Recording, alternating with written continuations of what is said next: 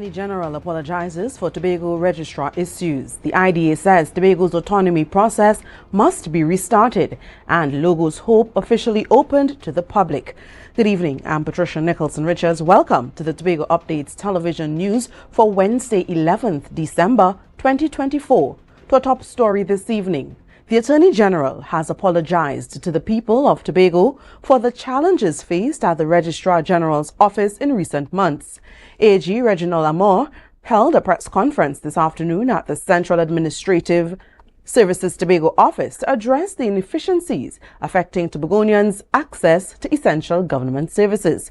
He stated that solutions, including hiring additional staff and upgrading ICT systems, are already being implemented to address some of these issues in the short term. Candice Jackson has more in this story. As Attorney General and Minister of Legal Affairs, I stand here today to apologize to the people of Tobago. Attorney General Reginald Amor acknowledged the frustrations of Tobagonians who have been unable to access services at the Registrar General's office. He traveled to Tobago to meet with Tobago East and West MPs and the Tobago Lawyers Association to address these concerns. Notably absent from the meeting was Registrar General Karen Bridgewater, who is accused of preventing staff in Tobago from delivering services. The AG explained that she was ill and unable to attend, but assured that he was closely monitoring the situation. I think that there has been a less than effective coordination of information passing between the operational management and the underground management in order to address the complaints that were coming to the Registrar General's office. The Attorney General denied any attempts to control Tobago's operations from Trinidad. He insisted that there was no effort to lock out the Tobago system, attributing the issues instead to an ICT failure. The point is that the operating system for companies crashed and a new system was purchased, a new software system was purchased and installed, and the instructions on that new system is that for security reasons, only the persons operating the system in Trinidad are allowed access to the operating systems. To address the issues, the ICT system in Tobago will be granted a degree of autonomy, with ICT specialists deployed to manage it. The Attorney General also highlighted that blurred lines within the legislation have contributed to other managerial challenges affecting the Tobago office. There was never any legislation that gave a role and function to OPM CAS to perform any services of the Registrar General's department. It was a departmental decision taken under the former government of the People's Partnership that had created CAS to deal with the OPM, to deal with the Registrar General. He admitted they discussed assigning a permanent deputy presiding officer to Tobago, but that is a function of the Judicial and Legal Service Commission. So the most that I can give is an undertaking to begin to have conversations with other organizations that have constitutional responsibilities with a view to expediting where I think the solutions can be found. In the meantime, a deputy presiding officer from Trinidad will serve in Tobago 4 days a week with an assistant handling the 50. Additional staff are also being hired to improve service delivery. Investigations into the public complaints are ongoing, and 2 staff members are already facing disciplinary action. A hotline is also being established through the Attorney General's office to assist Tobagonians facing any issues. Candice Jackson, Tobago Updates, Television News. Now to this. The rejection of the Tobago self-governance bills has drawn criticism toward both the PNM and the TPP from the Innovative Democratic Alliance. Speaking at a press conference at the party's headquarters in Scarborough, political leader Dr. Denise Soyafat Angus stated that while the bills did not align with Tobago's desires, she believed the TPP-led THA could have done more to persuade the government to make the necessary amendments. Candice Jackson again with the details. Dr. Denise Soyafat Angus, political leader of the IDA, expressed feeling both disappointed and relieved about the self-governance bills failing to pass in Parliament. These bills did nothing to guarantee a better management of resources, more accountability, or a higher quality of life for the average Tobagonian. They would have been a recipe for maintaining dependence and stagnation rather than fostering true self-determination. Dr. Soifat Angus stressed that this was not just an anti-PNM view. I've spoken to many PNM people who agreed that the bills as they were written and presented were the most dangerous pieces of legislation for Tobago. But they had to remain silent. While she criticized the PNM-led central government for disregarding the true desires of Tobagonians, Dr. Soifat Angus also held the TPP-led THA equally accountable. She argued that the THA could have done more than just simply sending a WhatsApp message minutes before the start of Parliament, a move she described as being in poor taste. You failed in not going out and consulting with the people again, getting that renewed mandate, which would have most likely put us further in the discussion for getting the bill passed than where we are now. The IDA political leader also condemned the Chief Secretary's remarks, criticizing his choice of words in referring to the Prime Minister as a, quote, house slave, end quote, for not addressing Tobago's concerns about the bills. Language that is unbecoming of a leader who is entrusted with representing Tobagonians.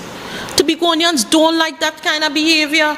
And if some Tobagonians want to behave like that, we don't condone it. And we're not condoning what you said either. Dr. Soifat Angus stated that such comments undermine the statesmanship of the office and questioned how it will be possible to engage constructively with the Prime Minister on future matters concerning Tobago. In the meantime, she is urging the THA to restart the autonomy process by first uniting all political parties and then involving other key stakeholders. Candace Jackson, Tobago Updates, Television News. So with coral bleaching affecting 80 to 90% of Tobago's reefs, there is some good news. Surface sea temperatures are slowly decreasing. The NOAA or NOAA Coral Reef Watch has downgraded Trinidad and Tobago's status to bleaching watch, a less critical level, which is expected to hold for the next 5 to 8 weeks. Current sea temperatures around Tobago remain at approximately 29 degrees Celsius. Tobago's reefs have faced significant stress from months of unusually high sea temperatures, a continuous threat driven by climate change. This has left many corals vulnerable to bleaching, where they lose their vibrant color and risk dying off. The Institute of Marine Affairs is expected to release recommendations to aid coral recovery and to strengthen resilience in the face of future challenges. Efforts will be crucial to safeguard Tobago's marine ecosystems. We take a short break and come back with more. Stay tuned. Tobago Glass Supplies has been a leading name for over 37 years in the glass and aluminum market in Tobago. We provide an extensive range of high-quality, innovative aluminum and glass products for commercial and residential use. Competitive prices with superior and professional services by committed employees who are guided by rigid quality standards. Tobago Glass Supplies specializes in the manufacture and installation of glass and aluminum products that are essential to today's homeowners and the business environment. We are engaged in marketing, sales, and installation of a variety of products. These ranges from windows and doors to necessities such as mirrors for homes and vehicles, designed and manufactured in-house or imported.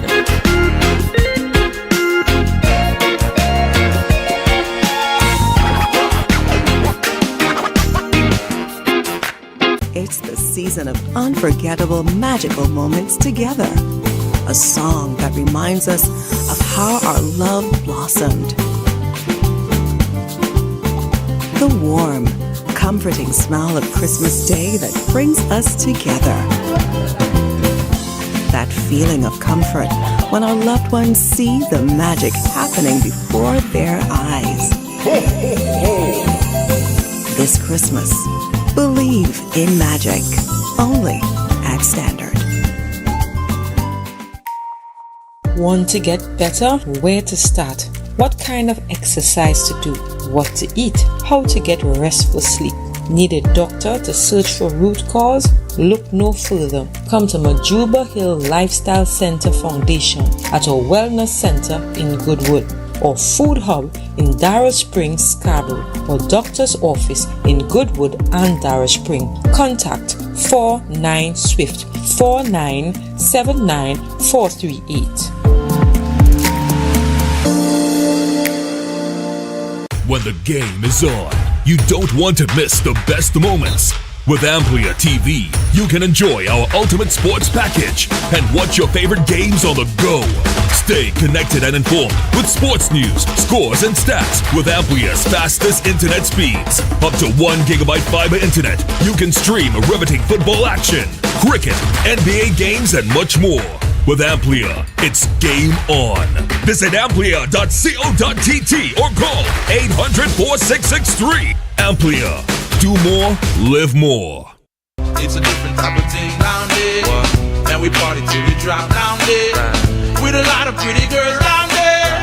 Down in Tobago.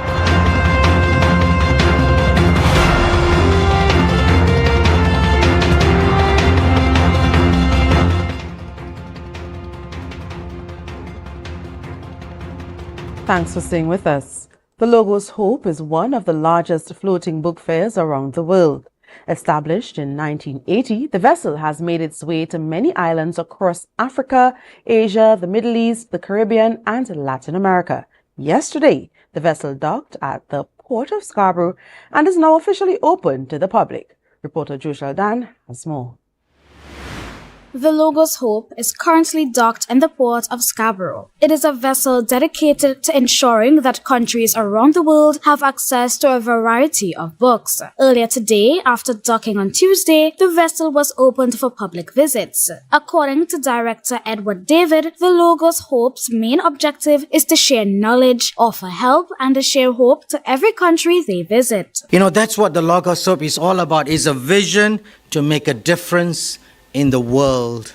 And that's what we want to do as we come into different ports, different countries, different community, and we want to make a difference. Niall George, Assistant Secretary for Tourism, Culture, Antiquities and the Transportation, encouraged the Logos Hope crew to immerse themselves in Tobago's rich culture, expressing excitement for the cultural exchange.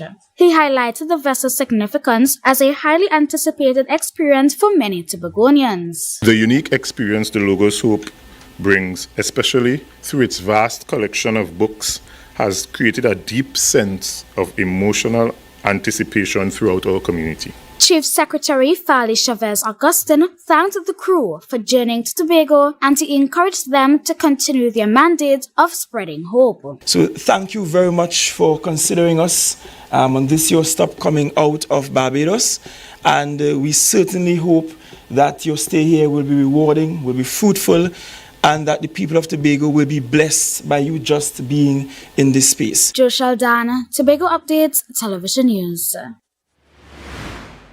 So the Logos Hope has arrived and is now welcoming visitors. And for Captain Matt Stevens, the arrival of the vessel provided the crew with the opportunity to experience Tobago's culture. Yes, Trinidad and Tobago has a long history of partnership with the ships, and the people, they really love the books, so I'm told, and so it's our pleasure to come here and to serve the people in this way, and to share with them as well our culture and to experience your own.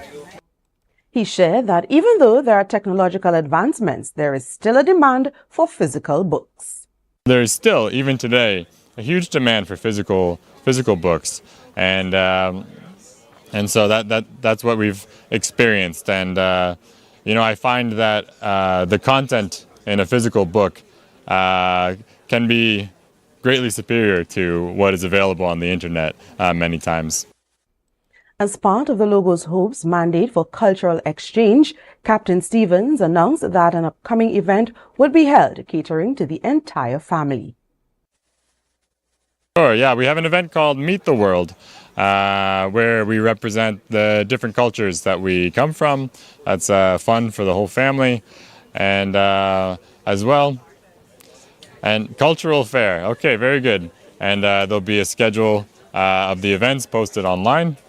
And then as well, in the book fair itself, you can see the calendar.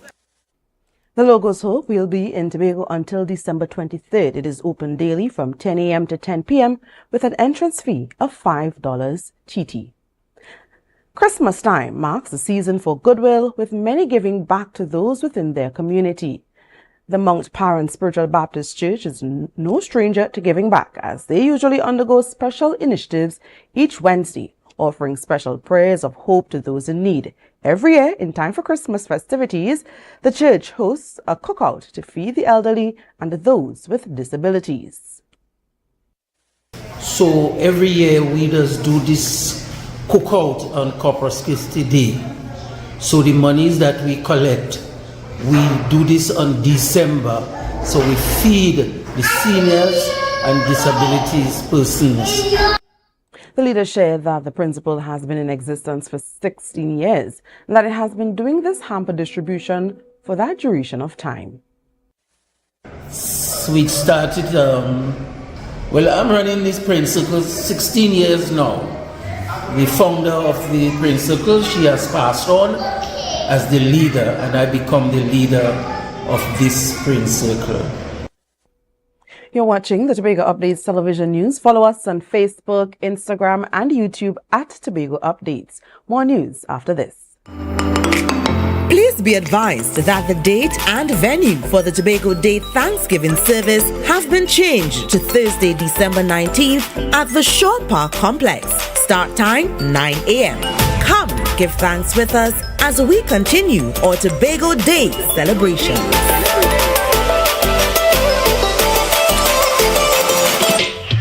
Unwrap the magic of Christmas and have the best Christmas ever with a Christmas Wishes loan from Bethel Credit Union. Up to $20,000 can be yours, so you can take care of all those Christmas expenses. You could even pay off all your debts and your credit card. Come on down to where we make wishes come through, because we see you at BCU. Visit any of our offices today at 31 Bethlehem Road, Bethel, Tobago, or Mount Mary Lower, Scarborough, Tobago. You can contact us at 639-8226-660-7358 or 631-1336. Normal lending criteria apply. Think, plan, save with Bethel Credit Union. Because we see you at BCU. We see you at BCU. Come on down, get a loan or two, cause we see you this Christmas at BCU. Coconut's Cafe, the buffet restaurant that specializes in all your tasty local dishes. For breakfast and for lunch. Breakfast includes coconut bake and sada roti, served with chokers, bull joil, and sausages in tomato sauce. Not forgetting beef and cheese pies, shepherd's pie, macaroni pie, and rice in various styles. Meat served in a variety of flavors, garden salads, and pasta salads. All this accompanied by fruit juices, coconut water, your choice of a great combination to appease your taste buds. So call us today to order, as we are here to accommodate your busy schedules or if you are having a cooking day off.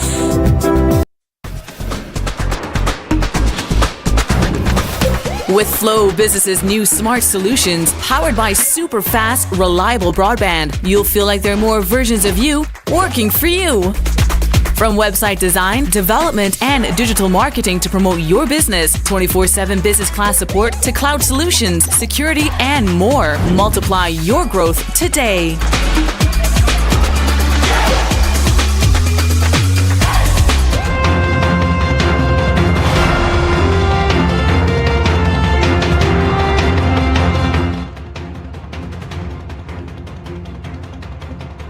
As the job market becomes more competitive, many are seeking ways to achieve financial independence. One of those ways is through entrepreneurship.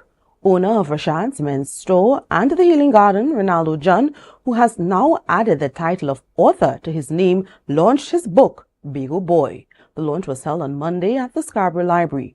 His book tells the inspiring story of a young Tobagonian who has achieved success as an entrepreneur. John revealed that his vision for the book is to position it as a key tourism product for Tobago, helping to promote Tobago's culture and entrepreneurial spirit to a wider audience. And I have a vision that this book is not just a book, but it's a tourism product for the island of Tobago.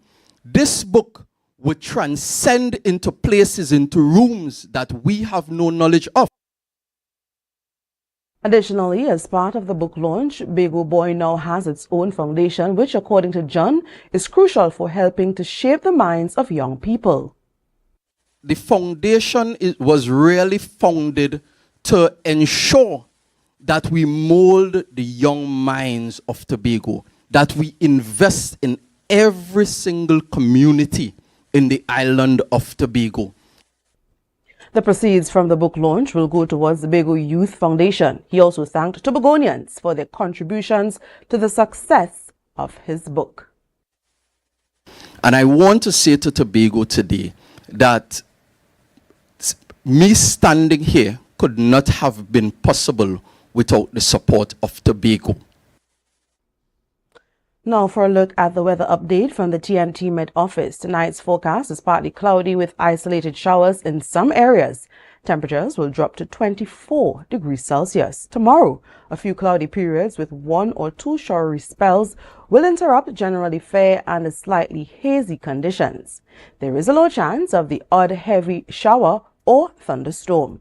Gusty winds and street or flash flooding may occur near heavy showers or thunderstorms. Seas are expected to be slight to moderate, with waves expected at near 1.5 meters in open waters and below 1 meter in sheltered areas. Sunrise is at 6:12 and sunset at 5:41. And that's how we end this evening's newscast. Let's recap the headlines before we go. Attorney General apologizes for Tobago Registrar issues. The IDA says Tobago's autonomy process must be restarted.